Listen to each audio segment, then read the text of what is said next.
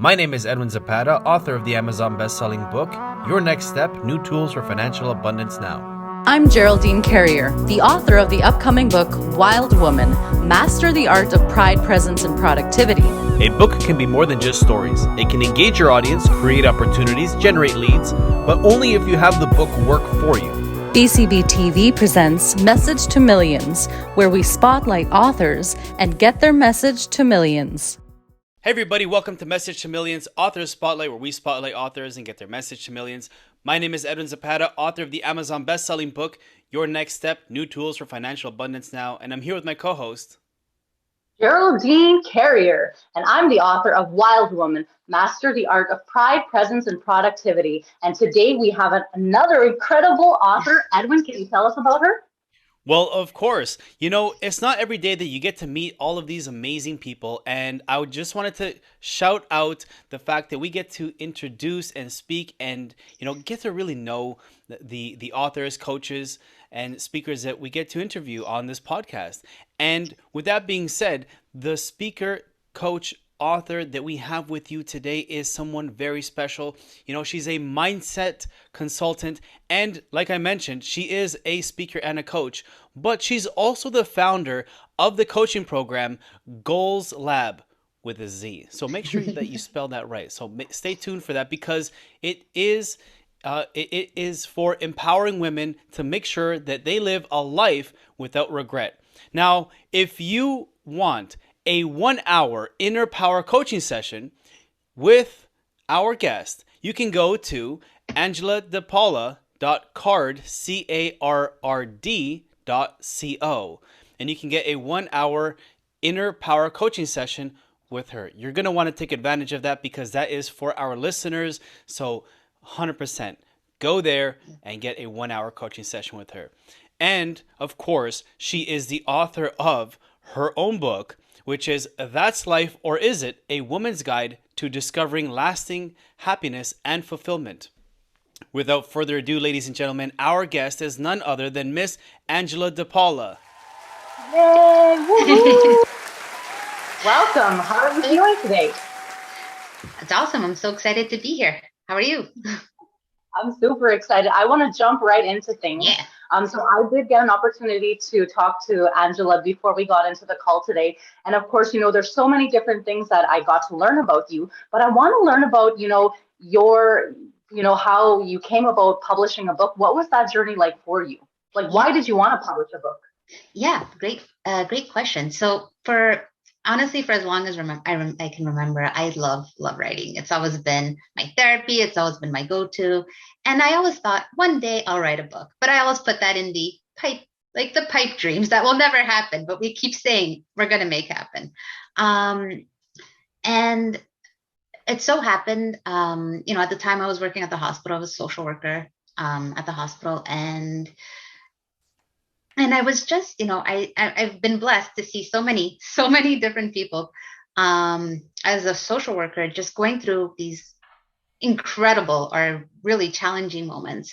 And I've been blessed to see colleagues, and what struck me was there were so many amazing women, like all around me, whether it was clients, whether it was my colleagues, friends, family, and it would drive me, it was just burn me that I would just see them be amazing and just do incredible things and not see just how incredible they are and how capable and how they can just accomplish remarkable things.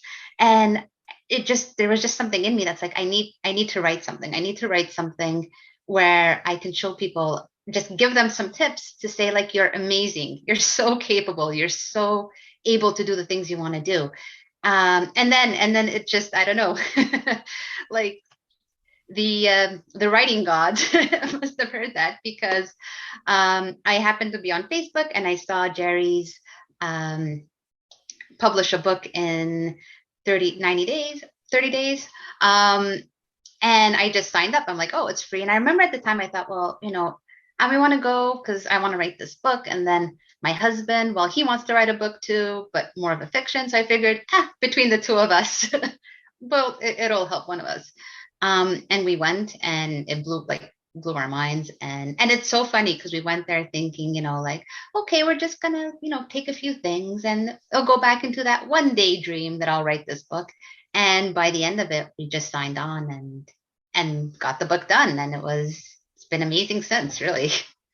So with that experience, Angela, I wanted to ask this because, hearing your story and your journey, you basically took a negative and turned it into a positive. Like that's what I take from it, because, basically the world was falling apart. It was all upside down. If somebody doesn't know what I'm talking about, they've clearly been sleeping for the last 2 years. And you're basically able to take that experience and basically repurpose yourself and repackage essentially your life goals and decisions.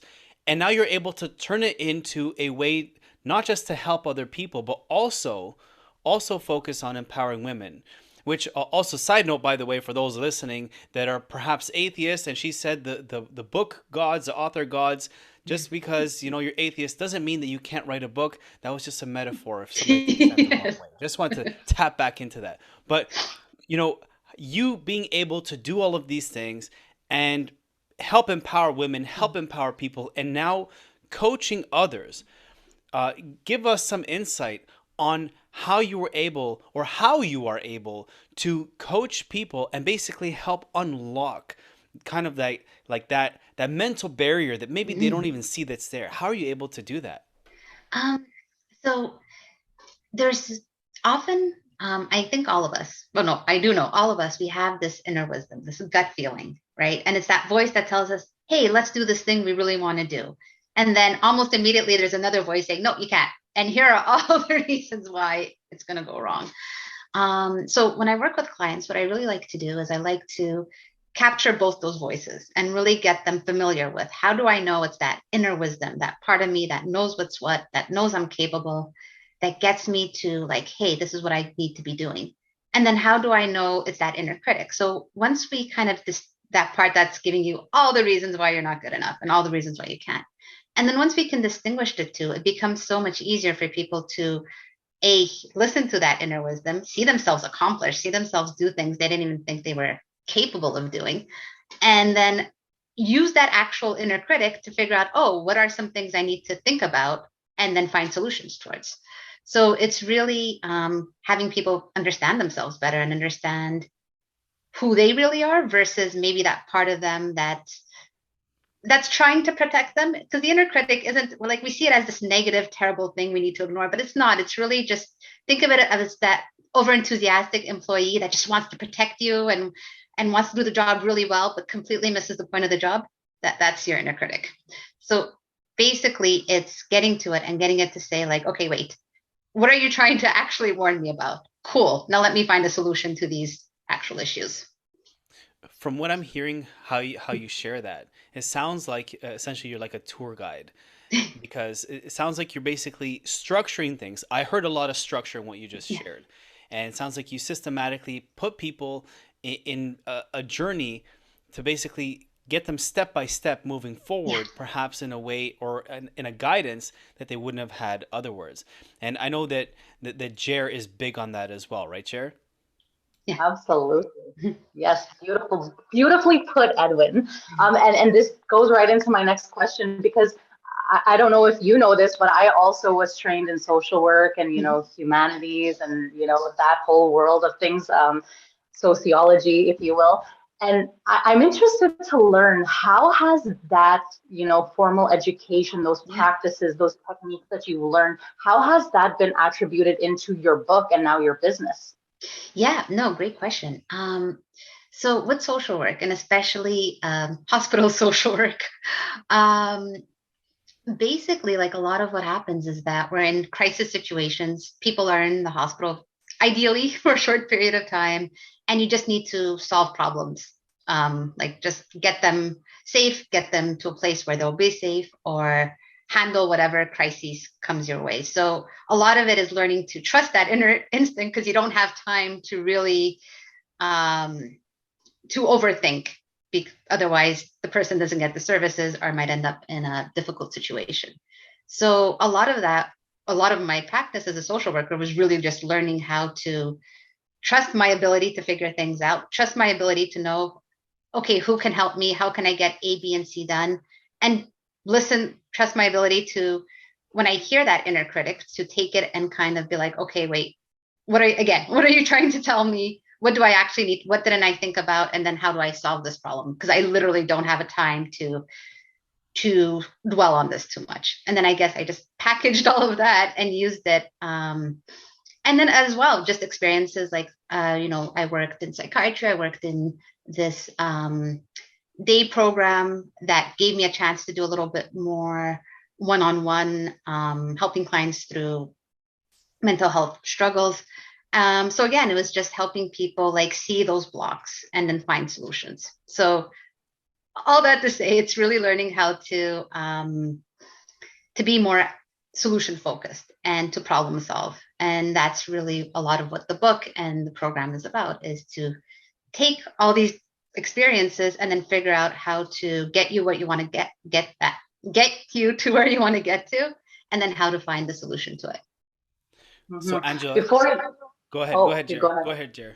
Okay. So I just wanted to ask, because yes, that's exactly it, right? To have it said in that way is just so beautiful. I love this.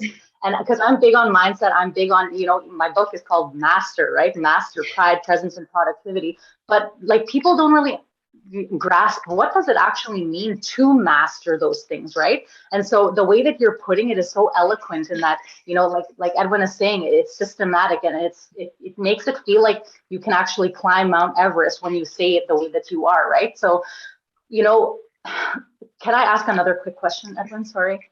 You don't have to ask me, just go for it. When it comes to, that mindset piece, right? Like actually mastering it, what are the implications of not mastering those type of things?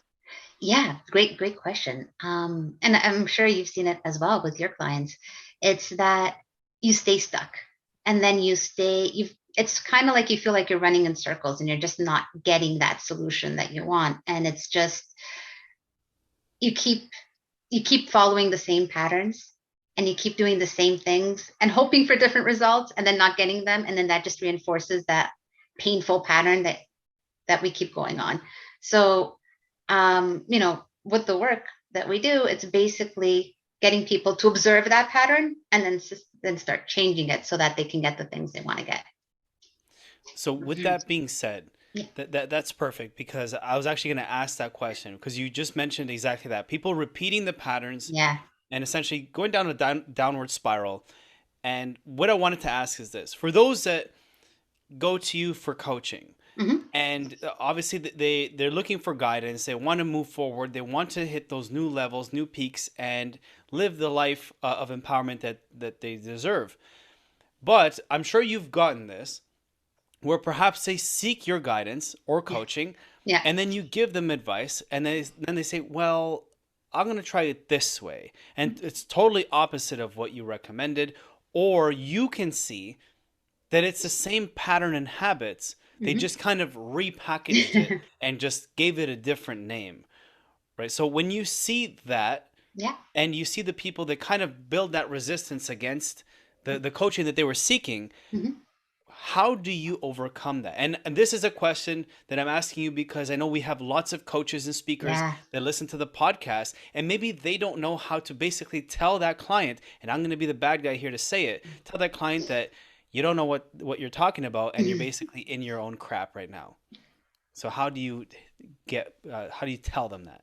Yeah, no, great question. And it could be one or two ways, and it depends where the relationship is with the client. So I'm always very forthcoming and very honest with my clients. And I tell them that from the start. It's like, I won't be a jerk about it, but I will be very kind. And if I see a pattern, I'm going to name it. Is that okay? And they often say yes, sometimes to their chagrin, because I will keep pointing out patterns.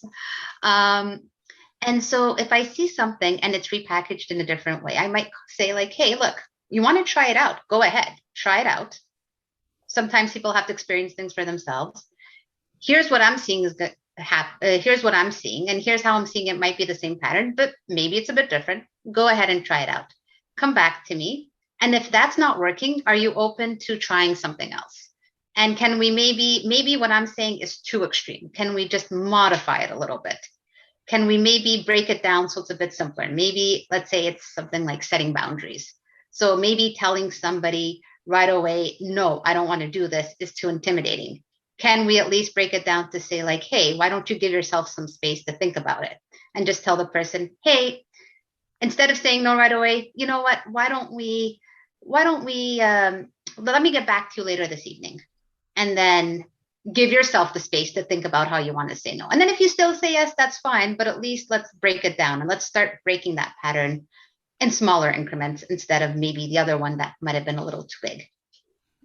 It's funny that we ended up on this topic, and Gerry will know what I'm talking about, because before you jumped on the podcast with us, I was having a conversation with Gerry, and we were actually talking about basically being transparent. Like as coaches, as individuals, Gerry can be brutally honest. Yeah. I can be brutally honest, and I'm sure even yourself, you can be brutally honest, and the three of us have learned to say it as it is, but sometimes we say things without the filter where it's not invited. And what I was saying to Gerry before the call was something I learned a few years back was, and for those that are Buddhists, and if I butcher this, don't come at me, I'm doing my best. So paraphrase what I'm saying, take it with a grain of salt. There's positive in it regardless. Okay, I don't want any hate emails later. But essentially, from Buddhist monks, I learned that we all want to help people. We all want to give positivity and real advice and real feedback. But if it's not invited or not welcomed, we shouldn't be volunteering that kind of guidance or help. So what I was saying to Gerry earlier is even if we know, in some cases, unless it's like life or death, right? Yeah. In some cases, we know that the advice that we have or suggestions or consultation can benefit them. And even though we're willing to give it like, hey, smarten up over here, change this, correct that, unless they've asked for it, it's actually better if we just let them go on their journey, as much as it hurts us to watch them sometimes even self-sabotage. Because if they're not ready to grow, and if they're not ready to move forward, and then if they don't want the help, unfortunately, we have to let them have that experience. So it's funny that we ended up on this topic, because I was just saying that to Gerry, and that's what it sounds like. You've really mastered how to coach people, and it's not a surprise to me why you're an author, why you're a speaker the way that you are, and why you've been helping so many people around the world. Let me ask a question, because now I've just been kind of rambling on. How has, because of the world being upside down with everything that happened in the last 2 years, everything has shifted more digitally than it was before. So we all kind of had like this turbo boost into doing things online more than it was before. How has your experience been being able to interview and coach people more internationally, that much more freely than before? How's that experience been for you? Yeah, no, I love that. And actually, I love the idea of being able to speak with people from across the world and have interviews or conversations, or even just coaching people from everywhere where I wouldn't necessarily have been able to when it was more in person. So to me, that's been really exciting and really fun. And I've been loving every second of it. I love it. So I want to ask you a couple questions, because again, we talked about what happened during COVID and how has it affected your work. And, I think COVID for me and a lot of people has been a gift, right? Because it opened our mind to the different possibilities that were out there. And so when it comes to that, right, like, can you tell me a little bit how, COVID has redirected or helped you to pivot your work? Can you talk a little bit about that? Yeah, it was actually kind of interesting because I ended up leaving my job at the hospital 2 months before COVID hit, to work at the time at a startup where everything was online. And again, this is all before everything had to be online. So for me, it was just a natural transition at that point. I was also seeing clients as a social worker privately, so we just switched to online. And Honestly, like, I found that sometimes online you can do a lot of fun things. You can pull up documents and just put in some instructions right online and write and get things done right in the moment. So for me, it was actually easy and a fun transition, and it would just and again, it gave the opportunity to just speak to people all over the world. Like for my book launch, I did it online actually, because again, there was no other choice, and it was great because we got people from all over Canada who were able to attend and participate, which we wouldn't have been able to if we did it in Montreal. So to me, it's been a fun opportunity. I'm going to jump in on this one again because, before COVID, a lot of people have I had ideas that, that will never work online. We Yeah, can't do that. I mean, it's kind of like that old traditional perspective of, people still go to the bank and deposit money into their bank accounts, and people still do things the old way. But it's yeah, like, while that's good, and it depends on the day. I'm also that way too. But for the most part, everything can be done online, and it just makes things faster, more efficient, right? So for other maybe entrepreneurs or business people or authors, who social workers even, that are wanting or thinking, would this work for me too? What advice would you give to them? yeah. I think well, first of all, I think it's worked. It is working, so it absolutely can work for them. The technology is very easy. I know some people get nervous with technology, but it's so simple. Um, it's just a matter of looking at things a little bit differently and opening your mind to different possibilities, but 100% it can work. Often we kind of, like you said, kind of get stuck in this box that it's only this way, and this is the only way we can do something. And COVID has actually forced us to think, nope, you absolutely cannot do things the way you were doing it before. Adapt, and the world has adapted, and they can adapt too if they want to venture online. For those that missed the theme of what Angela just said, I'm going to basically repeat it, is adaptability. So it's no wonder that she's such an expert coach, because she's learned to adapt, and she, from what I've seen, she's been able to project that onto her coaching clients and the people that she's been able to help. Now, with your book, Yes. here's something that I always find inspirational. And I love hearing this story because it's always different no matter who you ask. The first time that you got your book Yeah. and you started to hand it out to people and you started to see the impact, how did that feel knowing that your story is reaching people? Oh my goodness. Oh, there's no words. It's just to see people holding, your book. It's like the most surreal feeling in the world. To be holding your own book is the most surreal feeling in the world. And then to give it to somebody and then to have them read it and have them come back to you and say, hey, this part really spoke to me. This really impacted me.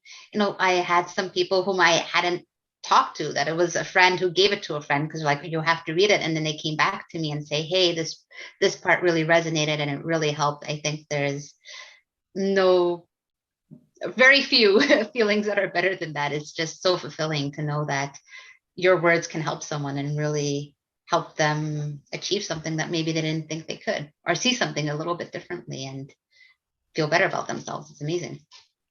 I think people really underrate the potential of their own story. And for those listening, yes, of course, somebody's story might be worse than yours or whatever, but it's not a competition of whose story is more tragic than the other. Angela's story is her story, Jer's story is hers, mine is mine. And the three of us, just using us here as an example, we're going to impact different people and some people that are similar. And you listening and you watching this, you have a story that can change somebody's life. And the craziest part is, and this one always blows me away, for sure Angela's story and her book is going to be put out there, and it's going to impact people that she'll never even meet Yeah. and she'll never even hear about. It's going to change lives that she's going to be totally clueless about. It's what's that saying? It's like plant I don't even remember how. I'm horrible with quotes.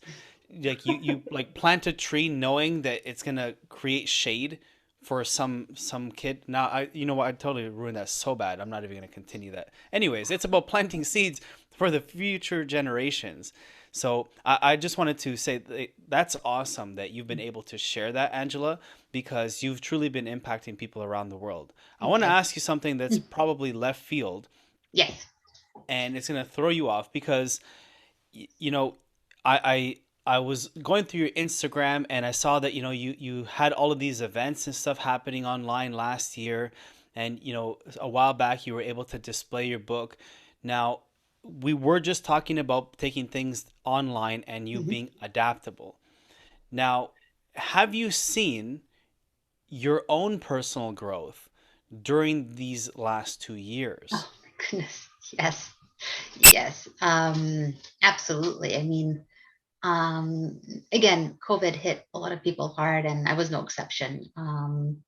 There were some, personal and things that I had to go through, but it gave me an opportunity to actually really look inwards, and focus on some of my own patterns and blocks that have kept me stuck and not really progressing, or feeling as good about things as I could have been. So, um, because things slowed down, and it just, again, it's the nature of COVID.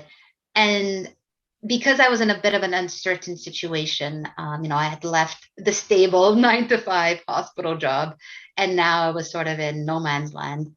Um, it forced me, it kind of left me alone with myself a little bit, and with some thoughts that maybe when I was too busy as a social worker, I just didn't have the time to think about. And what I eventually was able to do was learn how to trust my own inner wisdom and trust my own inner voice. And again, like I help people do, differentiate that inner wisdom that knows that I could find solutions, that things are going to be okay, that there are answers. And that other part of me that keeps saying, nope, you can't do it. Nope, nope, nope. And many other not so nice things. And to be able to kind of differentiate the two, and then learn from one and trust the other. See, Jim Rohn says it's okay to take a break, Yeah. but don't rest too long, or else the weeds will take the garden. Mm. And from what Angela just shared, she's normal. See, although she is a superwoman, she's also normal. So if any of you have had these thoughts of self-doubt, it's totally normal. Just don't dwell in them for too long, because then it becomes much harder to swim out of that. And I know that Jared talks about all of that whenever she's been giving her stuff as well, right, Jared? Absolutely. No, it's really profound, like how similar we are, and it's beautiful because I talk about this stuff all the time. I love it. And there was something that you mentioned earlier about, for me, what I've been really trying to embody and take in and go in within myself is, understanding that sometimes you do have to be still, in order to actually tap into those things. Like you said, we distract ourselves with, work or whatever it is, right? But those key pieces, those tiny little intricacies that we actually give time to will actually grow and actually bud into these amazing gifts that we never even thought that we had. We probably knew we had them, but like I always say, we kind of hide them away. It's like, oh, don't do that. That's silly. Don't quit your daydream. That's too bold. That's too out of this world, right? But Yeah. what I found was that when you actually, go into those spaces, like I said, and you allow them to flourish and grow, you feed them, though those are the things that can actually bring you the most joy, right? So being able to really go inward and really understand, well, where is this coming from, right? Because and that's what we were speaking about earlier, is having the ability to just be still with yourself Yeah. and actually listening. Is this something that I'm doing because of something else, or is this actually who I want to be, right? So in saying that, my question for you is, for people who may be feeling really stagnant or blocked, or just still or lost, what would be some steps that some people could take to actually get themselves out of that space? Yeah, absolutely. So if they're feeling blocked, it's probably because there's something they want to do, but for whatever reason they can't do. So I think the first step is to look at what is it that you actually want to do? And do you genuinely want to do it? Because there's so many shoulds, like, oh, I should do this, but deep down, I don't want to. And to look at, be honest with yourself and kind and loving. Like, and I know we often say that we can be so cruel to ourselves and so judgmental. So to take a step back and with the same compassion you would give somebody else, to look at yourself and say, okay, what do I actually want? Forget whether or not I can do it. What do I actually want? And then once I can pinpoint and it's clear and I can see it in my gut that, yes, this is what I want. This is so important to me. Then to say like, okay, well, what do I need to do to get there? What's keeping me? Like, what is the block? What are these? Oh, you can't. And then all those doubts, right? I'd almost even say, write them all down. And especially the ridiculous ones, the ones that you're like, oh, these are so stupid. I know it's not true. Write them down anyways, because they get stuck in your head. And in your head, it's all true. It's all super facts. It's all like totally logical until you actually get it out of your system. So get those doubts. And then like it, and that's the inner critic, by the way. Those doubts, that's that inner critic, the troll, as I call it. And then look at it and see it as like, okay, these doubts are maybe some roadblocks, some obstacles. How can I overcome them? What are the solutions? So instead of saying I'm stuck and I can't figure this out, it's like, no, here is an obstacle. Here's that inner critic saying you're not good enough, or no, you don't have the money, or whatever it is. And now what is the solution? How can I figure this out? What is good enough? I say I'm not good enough. What actually is good enough? What do I need to do to get there? I don't have money. Okay, well, how can I get money? If this is so important to me and I feel it in my gut that I need to do this, well, what can I do so I can get the money to do it? And you'll be amazed at the solutions that come when you give yourself that opportunity. With those types of obstacles, one thing that I've always appreciated and admired is when women come together. Honestly, they are like an indestructible force, and women really do cheer each other up in a way that men don't. I mean, sometimes it can get chaotic when there's too many women in the same group, because all of you are so powerful together that sometimes it becomes kind of chaotic. Guys are just destructive by nature, so I mean, we're no angels. But what I love to see is you've been able to take that awesome force that the women bring together when they unite, and you've been able to create a space. And I'm totally throwing you under the bus here, because I know people are going to want to listen and they're going to want to be in tune with what you have coming up next. But you've been able to create Goalz Lab with a Z. Yes. And I wanted to ask you more about Goalz Lab with a Z. And yeah, I know I'm emphasizing the Z, folks, so that you don't go look for Goalz with an S Lab. I want to make sure that you find Angela's Goalz Lab, okay? Goalz, or Z, depending on which part of North America you're at. Don't get mad at me. Goalz Lab.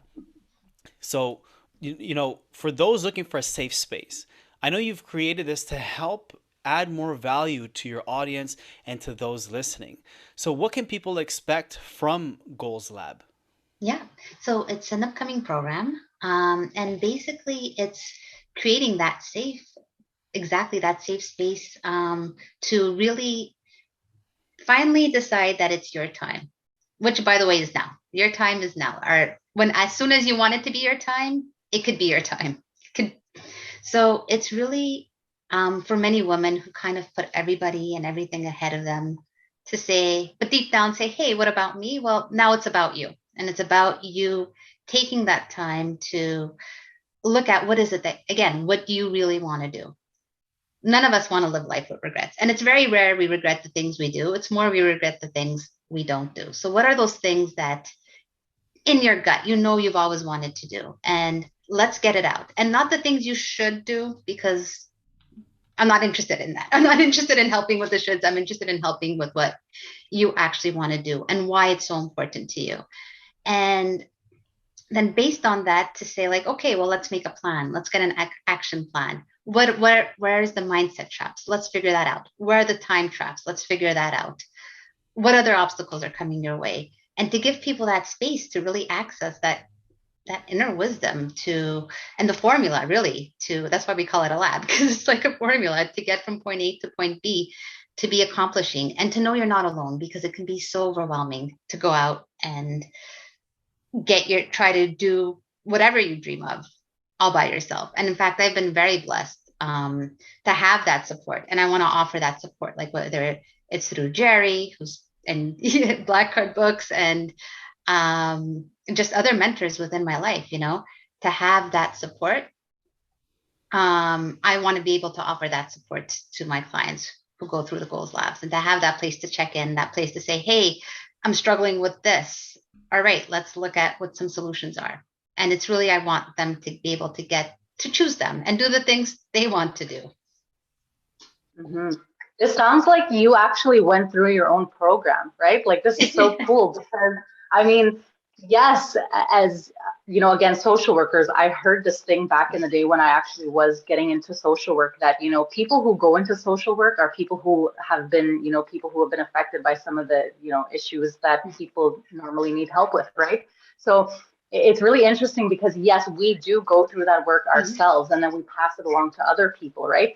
And it's beautiful to see because I think that, I correct me if I'm wrong, but would you also say that by you also integrating these aspects into your life, whether it's writing the book or starting the business or whatever it is, it also gave to you that certain level of, confidence for you to actually unleash yourself into the world, right? Yes, absolutely. And that's actually one of the things that to me is most fun to see with other people once they start accomplishing, the confidence that just grows, and that, like, exactly that, when you're able to do something, it's not so scary anymore to do the next thing, because it's like, hey, I've done it. And even if it's hard and you fail a bunch of times before you get it right, once you get it right, like, hey, I can handle the difficult moments. I can handle the struggles, and hey, I can do this and figure it out. And it's the most powerful feeling. What about Angela? What about those? And I want to ask it this way because I wanted to relate to Goalz Lab. Mm-hmm. What about the women listening that perhaps in their household it's not very supportive? And unfortunately, and it shouldn't be that way. I wish it wasn't that way, but unfortunately, this is a reality that is out there, and it's more hidden than not. And for those listening that maybe don't feel like that they have that support at home, and they don't know how to approach maybe seeking coaching or moving forward, or creating their own business or whatever that may look like for them, because I know that everyone has this passion inside of them that they don't know, sometimes they don't know how to articulate it or what they want to create. But for those that feel like they want more out of life, and maybe they don't feel like they have the most supportive place at home, what can they do? What can they look for? What would you recommend for these women that obviously have something to offer to the world, but they don't know how to do so? Yeah. So you'd be amazed at the communities that are available. I know it's so unfortunate when sometimes it's not in your immediate surroundings. But there are communities out there. There are even groups of women supporting each other, and it's really beautiful to see. There's also there's different, speakers. I'd almost say just go online, go on YouTube and say, like, hey, I'm right, I want to achieve something. I want to and see what comes out. There's so many inspiring speakers and so many inspiring people. And it's also just a matter of, if you decide, hey, if you have that feeling, right? That feeling, I want to do something more, and I'm stuck in this, like, unsupportive place, reach out and ask someone for help. Whether it's through a coach, whether it's a therapist. And it's hard. It's not an easy step to do. And I fully recognize that. But I think that in just, going online, looking at, like, who can help with, if it's a mental health issue, or if it's, like, you have a goal you want to accomplish, who can help me with this? You might be surprised at what comes up, and reach out for help and speak to people. Some people will be an amazing fit, in which case work with them. Sometimes it's not an okay fit. Don't be afraid to say, no, let me move on to the next person and the next person until you feel that connection.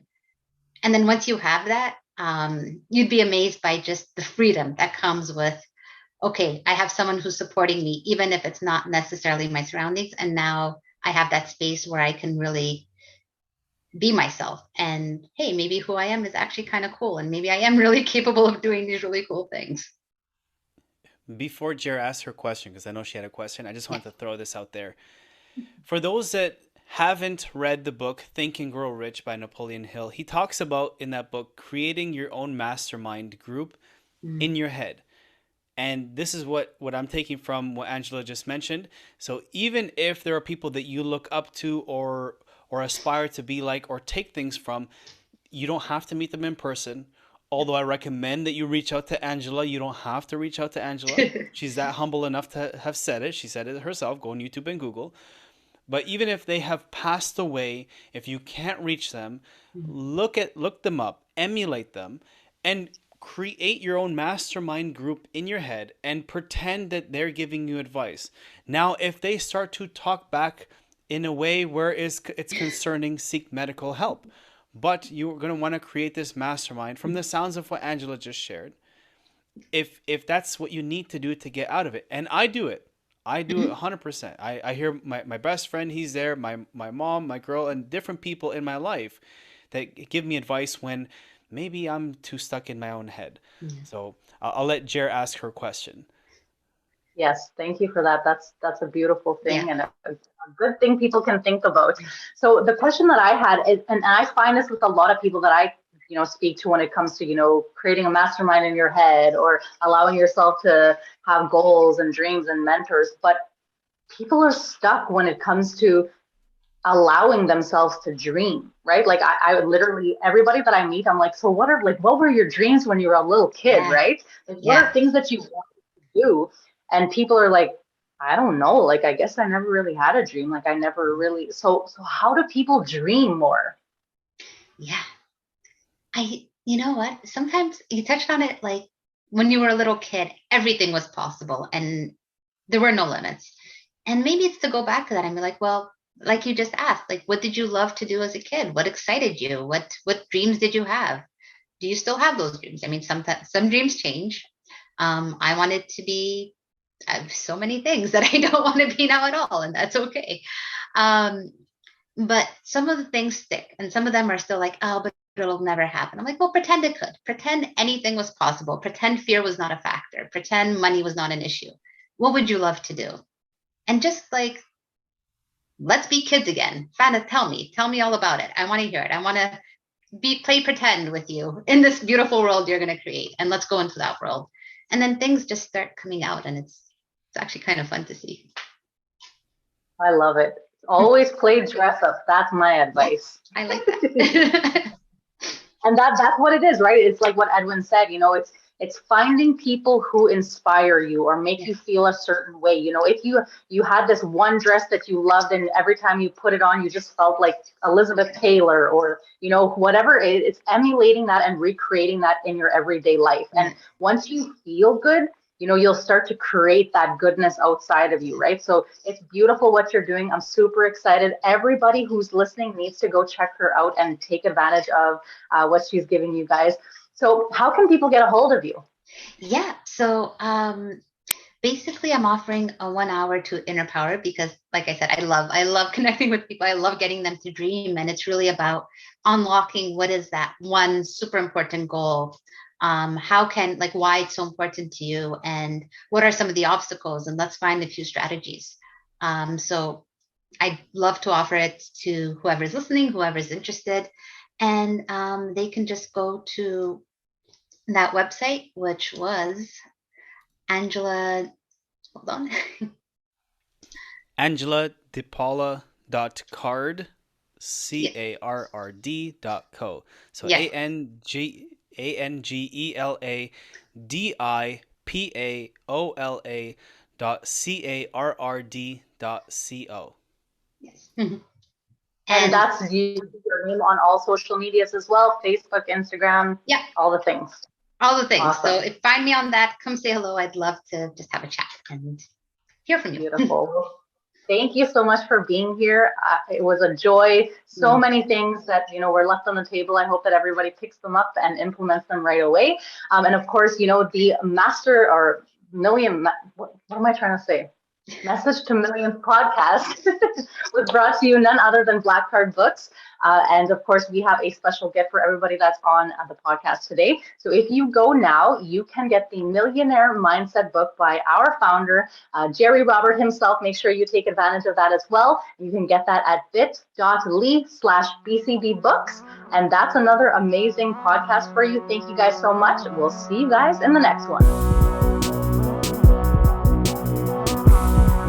BCBtv. Believe, create, become.